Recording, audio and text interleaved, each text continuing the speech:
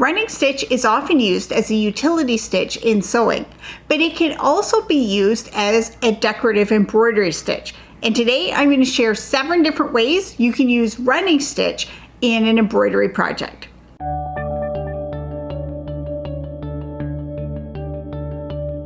Welcome to Epida Studio. My name is Elizabeth and I help you make beautiful things with quilting, bojagi, and embroidery. So running stitch is sometimes overlooked as a decorative embroidery stitch, but I've often said you don't overlook it, you can use it as a decorative stitch. And so I gave myself a little challenge to see if I could stitch a whole piece using only running stitch. And I came up with this little sample, and this is a cute little flower picture, and you can see some of the stitches in there don't really look like running stitch, but I promise you they are all running stitch and running stitch variations. And so today I'm going to show you how I stitch this using running stitch. And if you want to get a free copy of this little flower pattern, then you can click the link below to go to my website. There's a place you can sign up and I will send you a copy of this pattern. But these same principles apply no matter what picture you have. So you can also feel free to draw your own. So I've used running stitch in this. Just a note, running stitch is also used in stitching like sashiko and visible mending and other kinds of quilting. And so those are also ways that running stitch can be used decoratively. And those are beautiful stitching techniques, but I haven't even included those in my 7 ways. So there's obviously a lot more than 7 ways you can use running stitch, but I'm just using 7 in this little piece. And so let's get started and I'll show you what I mean. So here's my design. It's all traced out on the fabric. And the first way that we're going to use running stitch is by just using plain running stitch to make a dotted line. And I'm going to do this on this ground line, and I'm using brown thread for this. Now you can see I'm using the sewing method where I'm bringing the needle down and up in one motion, but you can also use the stabbing method if that's what you're more comfortable with.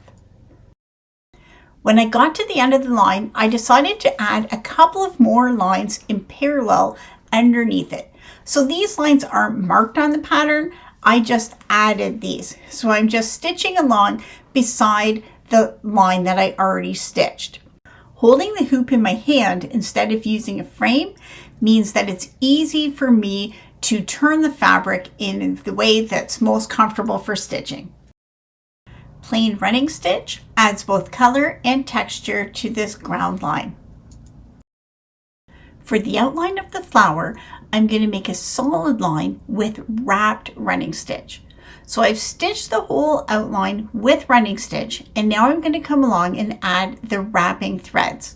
So I bring the thread up to the front of the fabric, and then I'm going to go around the flower, bringing the needle underneath each of the running stitches. So I'm not piercing the fabric, I'm just sliding it between the stitch and the fabric. And this fills in the spaces between all the stitches. So I'm going to wrap the stitches all the way around the flower.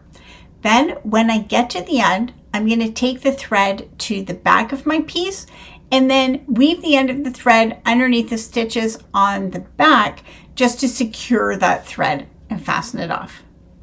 You can see that this gives a solid line, but it's not a totally smooth line. It does have a bit of texture to it. The third thing we're going to do is do the stem with a thick solid line. And for this, I'm using more strands of thread and I'm going to double wrap this line of running stitch. So I stitched the stem in running stitch in a medium shade of green, and now I'm wrapping it with a darker shade of green. And using different colors of thread will add a bit of shading and dimension to the line. Once I've done that, I'm going to come along with a lighter color of thread and wrap this with the needle going through the stitches in the other direction. So my wrapping stitches are going in opposite directions and kind of crossing over each other. The result of this is a thick line with a lot of texture and dimension, and it barely looks like running stitch. The fourth way I'm using running stitches is as lightweight filling stitches. So I'm just using one strand of thread, so it's very light stitching. This is just to add some color to the picture. Now I'm stitching my running stitch lines following the shape of the petal, but of course I could also stitch these in straight lines going either horizontally or vertically for different looks. So once I filled in the whole petal, we can see it just gives it a nice bit of shading. So this is similar to seed stitching. Now for the center of the flower, I'm going to do exactly the same. I outlined it with a wrapped running stitch, and now I'm coming in with one strand of thread, and I'm going to stitch a running stitch in a little spiral just to fill in the center.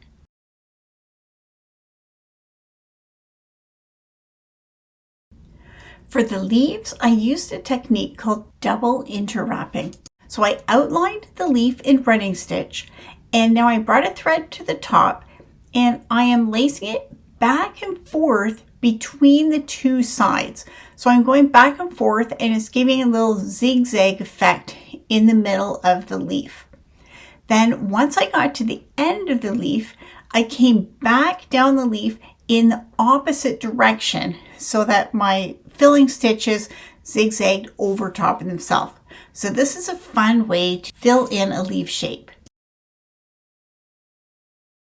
Plain running stitch is also a nice way anytime you want to add a little extra texture and shading.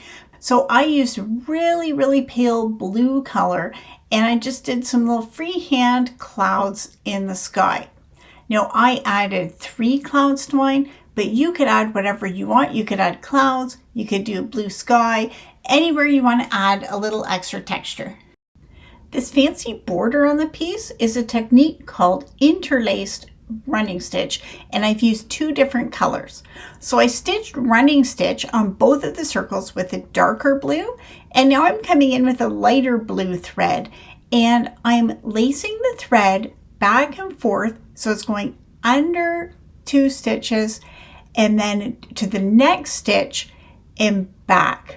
So I'm leaving lacing stitches on the edges between these 2 stitches, and I'm going back and forth, and that's giving me this zigzag line in between the rows of running stitch. Continued all the way around the circle until I got back to where I started.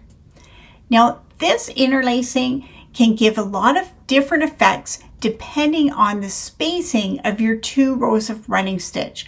So you can have fun playing with that. If you want to see what it looks like, try drawing it on paper first so you can plan how you want to space your stitches.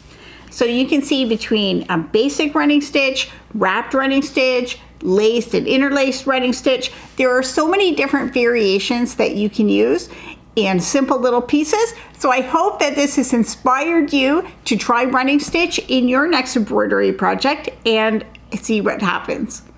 For more detailed tutorials on all these running stitch variations and lots of other embroidery stitches, you can go to my website, epidastudio.com.